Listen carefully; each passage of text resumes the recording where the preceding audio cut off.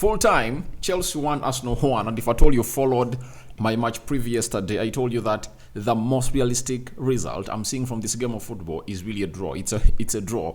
I called in for a 2-2 draw, but it ended 1-1. But I also told you that if it's to be a win, it's gonna be Arsenal's win, but the most realistic result I called in for a draw. So welcome to the Rokani Media Football. How are you guys? And where you're watching us from? I go by the names of Rokani David. It's much like button, comment, and share.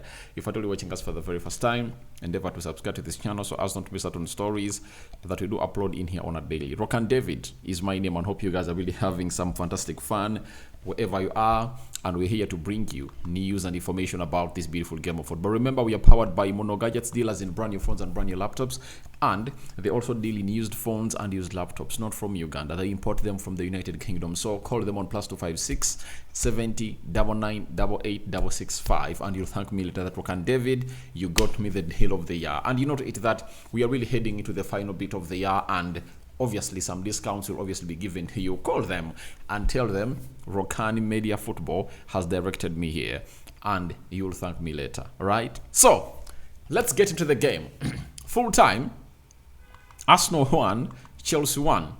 It was Gabriel Martinelli in the 60th minute scoring the first goal, Martin Odegaard with the assist, and then 10 minutes later Pedro Neto went ahead to obviously level up the game in a very exquisite finish,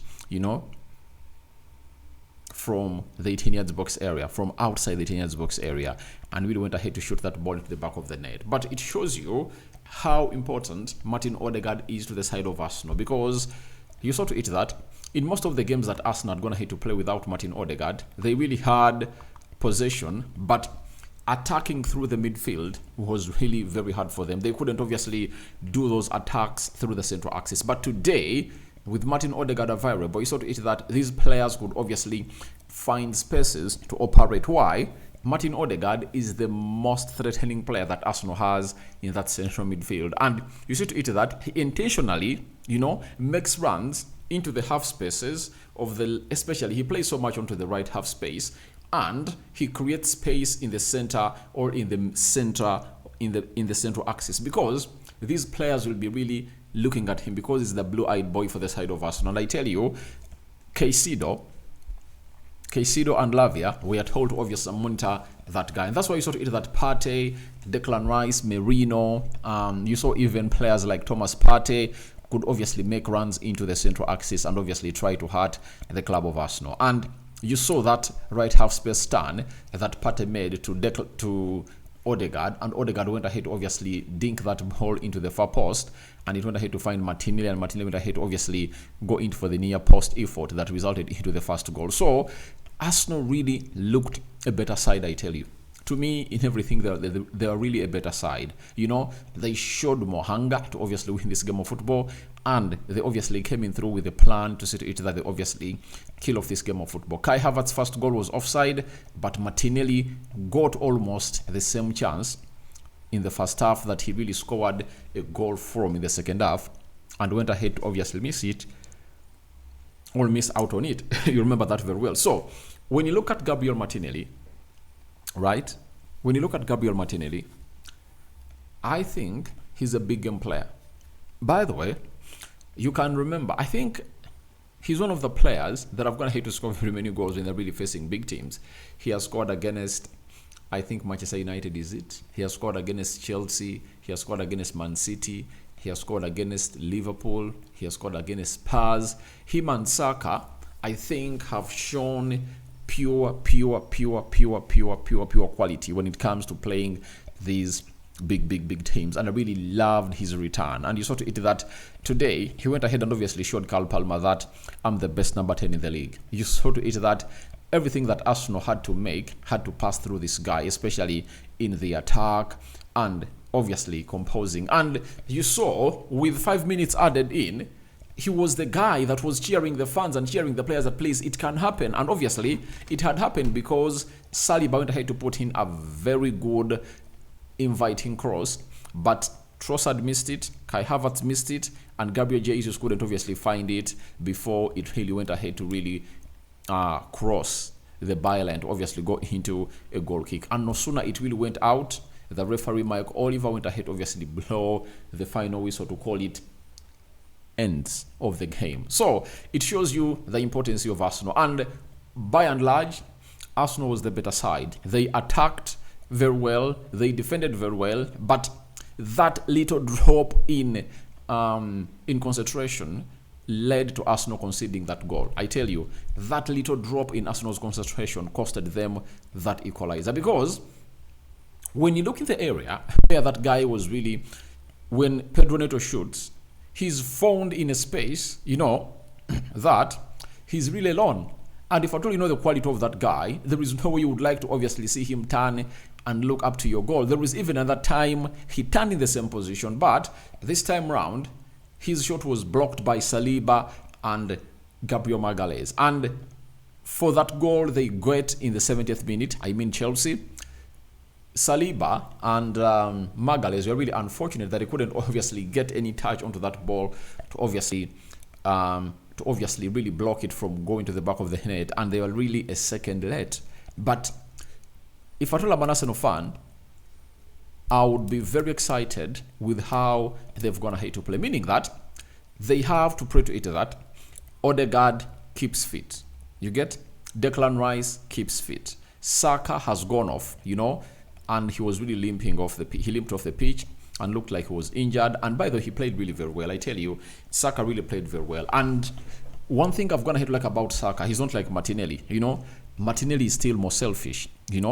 Saka has gotten to know that this team is all about me. And if you were to ask me, I don't even remember a time when Saka really went in for a selfish shot at goal. I think it was only once, and it was in the first half, and that's when that ball ricocheted into the vicinity of Martinelli, and Martinelli went ahead, obviously hit that ball, and I think it was is it Malo Gusto who blocked it, and it couldn't obviously get into the back of the net. You understand? So that is exactly what I've gone ahead to love about Saka. He has gone ahead to grow, and he's gonna be making, I think, 24. Is it 23? Yeah, 23. But he really looks a good player. He looks a good player, and I think if Salah leaves the Premier League, he's really gonna be one of the best right forwards. In him, watch out on him. Savinho, Amadi Diallo. The other player is Pedro Neto. The problem with Pedro Neto is that the manager is really playing him out of position. And I've on several occasions come out and really criticized this tactic that the manager of Chelsea is really using to play this player out of position. It's really very bad. It's really very bad if you're a manager of Chelsea to play him out of position. You understand? Because if you play him out of position, you are like sending a message that Madueke is a better player. And if you're asked, Madueke and Pedro Neto playing to that position against Arsenal, who was a better thorn into the flesh of Arsenal's backline? It was Pedro Neto, and that's why he really went ahead, obviously score a goal. And one thing I like about him, he's really unselfish, he's press resistant, and his composure is unmatched compared to Madueke. So I really loved how Pedro Neto really did, and I don't know what Enzo Maresca is all about, though he went ahead obviously get in Malo Gusto into a very beautiful teasing cross in the first half that saw him head that ball over the bar. But I don't think that his best position is when he's played as a left forward. I think when you play him as a right forward, it gives him more of that threatening edge ahead of other teams that he's really having all playing against. That is the lad himself, known as Pedro Neto. But Chelsea, as I told Enzo Maresca, that if they wanted to get something out of this game, all they had to do was go ahead and find yourselves into a position of respecting Arsenal. I said it that if they wanted to get something from this game, all they had to do was to obviously respect Arsenal. And you saw to it that in everything, Chelsea was reactionary. That is it. Chelsea was reactionary in everything, because they knew to it that if they go head to head with them, they're really gonna be they are really going to be killed because of the quality of the players that Arsenal are really having. By the way, when you look at that Arsenal team, from the back line to the midfield, they are all good on the ball and they can pass that ball well. So if you go head to head with them, and they are one of the teams that really has a very tough back line, and they win very many tackles, Declan Rice being one of the hugest winners of tackles in, I think, last season and this season too, then you are really exposing yourself to an annihilation. And Enzo Maresca got it very well. He never opened up like he did when he was playing in Manchester United. He never opened up like he did when he was playing against Man City. He never did it when he opened up when they are playing against Liverpool. And I think Arteta really just had his ball, and Enzo Maresca was like, I'm going to react to what you're really going to be doing. That's exactly what happened in this game of football. So I loved Moise Caicedo, the way he really played in that midfield. And this is a message I would like to send out to people who watch football fans. I've said it, and I might really sound as a person who is really very repetitive about this, but never judge a player in his first season. Moise Caicedo never had a very good debut season in the Premier League for Chelsea. But when you look at how he's really playing this season, he's one of the best CDMs in the Premier League. And that battle, though it was won by though it was won by Partey, Declan Rice, and Martin Odegaard in the midfield, I think he really had a very good job to do. He did look very, very well. And there is something else that I want Enzo Maresca to obviously look through. I don't think that Romelu Lavia still has that he really edges. He has his quality edges that of Enzo Fernandez. I doubt it. Because today Enzo Fernandez comes in through, gets Chelsea an assist, and there are lots of things that he does better on the ball, and I think he should really look through himself. I know he loves Romelu Lavia because he was with him at Man City Academy, but that's not how the game of football really runs, And I saw him really go down, and it's very hard to trust a player who is really injury prone. That is my problem with those players. Mudryk came on and others, but I think Arsenal really had all to do. And the other point that I really looked at was all about Arteta really bringing these players really injured a little bit. I don't think that Rice was 100% fit. He forced him on the pitch. Even Kai Havertz, he was forced on the pitch because you saw to it that he really went ahead to obviously bleed again, meaning that that wound had not, that cut that he got in the game of Inter Milan that saw him get off the pitch had not gone ahead to obviously heal. So let's wait and see how that pans out, but let's get into what we call the match stats and how everything really went on and see how the table is like. 17 shots by Chelsea. Arsenal had 3 shots on target by Chelsea. Even Arsenal had 3 shots on target. 48% ball possession by Chelsea.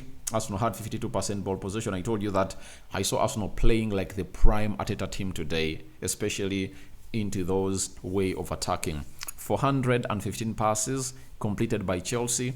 Arsenal completed 428 passes. You understand? 85% passing accuracy by Chelsea. Then 87% passing accuracy by Arsenal. 12 fouls by Chelsea. 12 fouls by Arsenal. 4 yellow cards by Chelsea.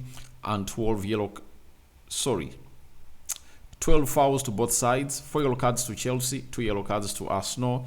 Mike Oliver, for me, his refereeing was a little bit lacking. I don't know why. In a game like this,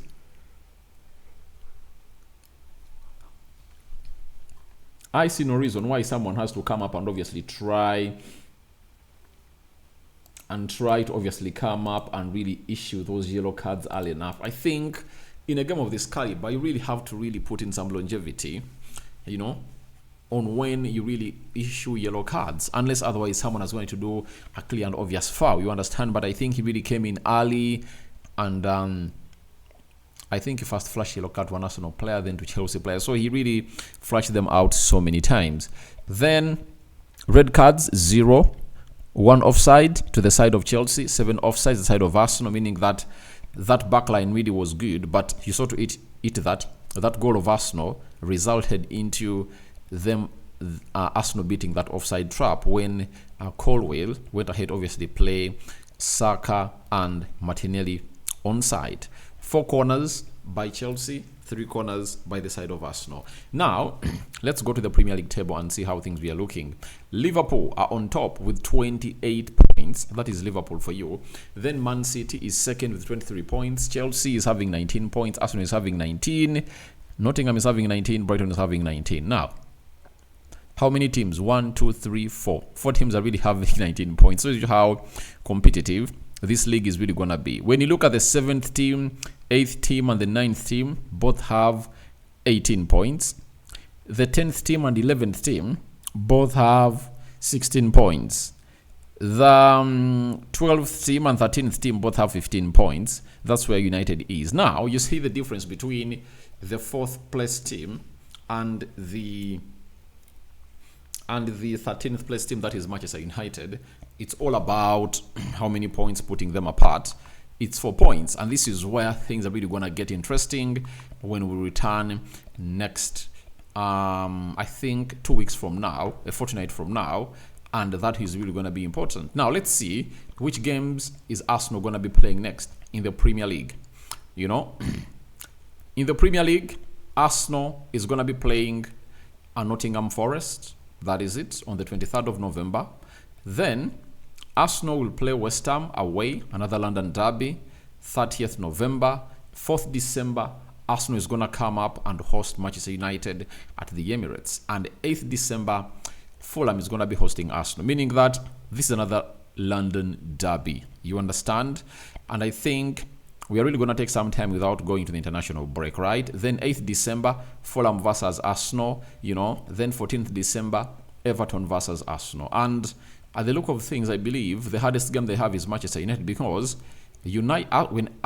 Arsenal to play Man United, United would have gone ahead to play only 2 games in the Premier League with their manager. That is Ruben Amorim. Not so? So that's how everything is really panning out for Arsenal. Let's go to Chelsea and see what fixtures are Chelsea really going to be having after the international break, you know?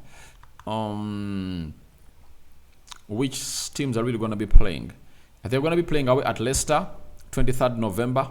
Then, 1st December, Chelsea are really going to be playing at Stamford Bridge to host Aston Villa. Then Chelsea are really going to be hosted by Southampton, 4th December. Tottenham Hotspur will host Chelsea on the 8th of December. Then Chelsea will host Brentford, 15th December. 22nd December, Chelsea will be hosted by Everton. 26th December, Chelsea will host Fulham. 30th December, Ipswich will host Chelsea. And that will that will mark the first half of the Premier League season. So it has been 1-1, meaning that Arsenal really need to up their sockings in the next coming games, and they need to hit the ground running.